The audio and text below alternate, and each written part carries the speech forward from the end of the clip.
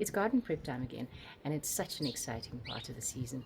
But as I've always said, we really need to observe what are some of the things that we found as challenges in our garden, what things can be improved upon, and make sure that you implement some mitigating measures for the following season to improve your yield.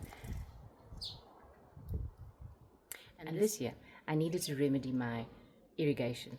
I also wanted to put in a timer and make sure that there was better distribution of the water throughout the garden for consistent watering. However, I did used to play with Legos. I did play Tetris, and I fancied myself a MacGyver at a certain point, but gardening really will humble you. It took me the best part of half a day to figure out how to install the ready-to-go DIY plug-and-play piping that I needed to, purely because I couldn't figure out how to fit it to the tap, so I was going around to multiple taps around the house. But upon investigation, it was found that it was a rather silly error by me, and actually all the parts to install it correctly were actually in the box. But that's how we learn. I remember a time when, at least more than 10 years ago, I used to watch exhaustive lists of YouTube playlists in order to upskill myself on gardening. And with each of them, they had these little gadgets, little clips, things that made gardening just a lot easier and were ready made and almost readily assembled. And each one of these spokespeople in these videos would always point down and say, click on the link, use my discount code. And I used to feel quite dejected at this point, going back to my screwdriver and pliers, trying to MacGyver the next trellis or structure or drip irrigation. But we don't need to do that anymore, because there are simple, relatively low-cost solutions that are available, and I'll take you through some of those that I've used in this particular instance without needing to become a civil engineer or a plumber.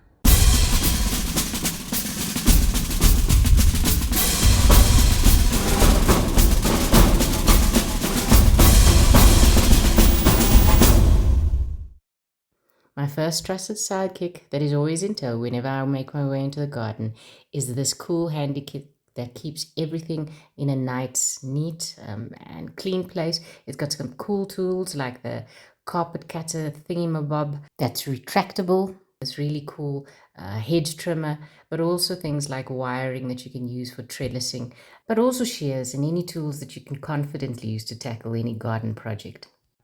And today's project consists of laying down additional irrigation that I need in my garden, as well as installing a timer. So instruction manual is mandatory. I don't always read it, but it does come in handy. So let's go ahead and assemble our additional irrigation that I'm going to use. So as you can see here, it comes with multiple tubing that you can use, as well as lots of fitments. So there's T fitments, straight fitments, end of pipe fitments, and you can use your choice of sprinkler heads. There's a variety that come in the packet. So there's your classic drippers, there's misters, there's four-way sprayers, but I prefer this particular one, which is a slightly elevated sprinkler. You have to be quite accurate when determining the lengths of tubing required, as well as the amount of fitments in your garden. But sometimes this tubing can be a little bit uncooperative. So I always have a flask of boiling hot water.